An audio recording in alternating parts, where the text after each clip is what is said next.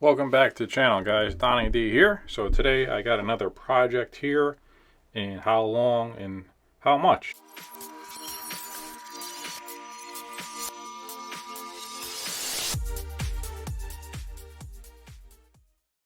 I'm going to go over in somewhat of detail what into this bathroom as I play this video and show you some pictures. So this project I did in the fall of 2021.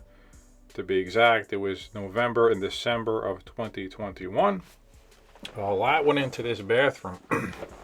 So I pretty much did this myself. I had, I did all the labor as far as the carpentry and tile work goes, and I had my plumber do that part, electrician, and I had a painter come in. I did not handle the shower door on this project, but everything I mentioned, I did. So this project took, some time, and a lot went into it. So the day one that we started, we did the demo and whatnot, but the whole this bathroom is actually from 1950 or 1960, somewhere around there, and it was all original. The client had a hole in the shower, has been sitting for years, and they finally decided they want to do it.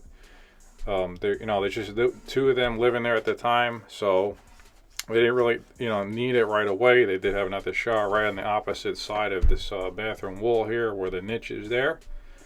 So, they called me in to redo it. Of course, when you rip out bathrooms, not every time, but most times, especially with an older bathroom that's, 10, 20, 30 years old or more, you're going to have a floor that's going to be rotted out right where you walk out of the shower, because a lot of time people don't put towels down and water gets through the towel and the grout. If the substrate's not waterproof, it gets through. And one other thing to mention, since I'm talking about, is that, every time I do a bathroom here, with time allowing all that, I like to waterproof at least a couple feet outside of the shower. On this bathroom, I pretty much waterproof the whole floor and the seam at the curb there. So on the perimeter outside the bathroom, it's open there.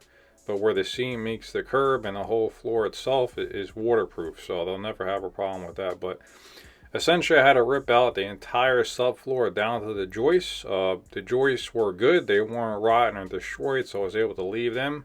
But I had to rip out the whole entire subfloor.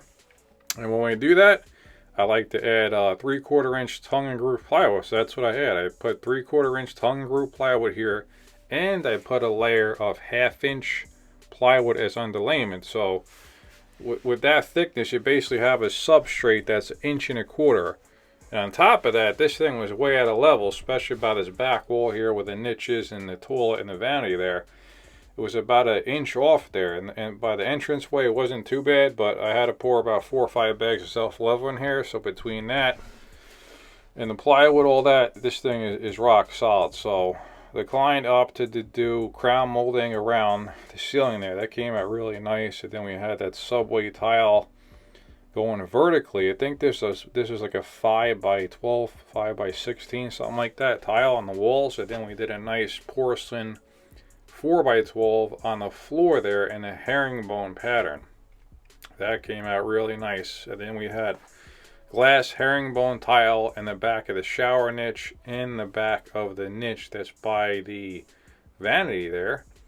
And then the shower floor, we had a nice octagon style tile there. That came out really nice. So I did a mortar base in here, so it's rock solid. And then you can see the niche there have a shelf in the middle. I made that out of the field tile with a profile on top and bottom there.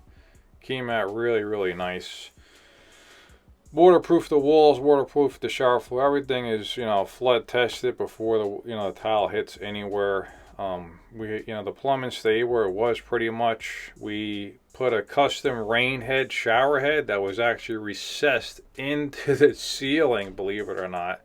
I'll show you some pictures here at some point, but recessed into the ceiling. So I actually had to cut out some of the framing, reinforce stuff to get that thing in there. It came out really nice. That was one custom thing that we definitely did there. We added exhaust fan, we added some lighting, replaced the entry door.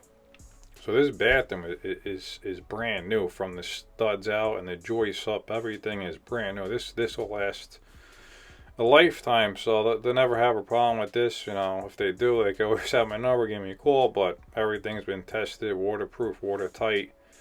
good to go. So that's pretty much it as far as the details goes and what went into it in my story and whatnot. But I'm gonna tell you now, you know, you've probably all been waiting for this part about how long did it take and how much was the investment. So, you know, before I go any further in this, you know, now is 2022 and we have crazy inflation. So my prices had to go up because of that and all of that. And my price is always going to go up every 6 months to a year. So just keep that in mind.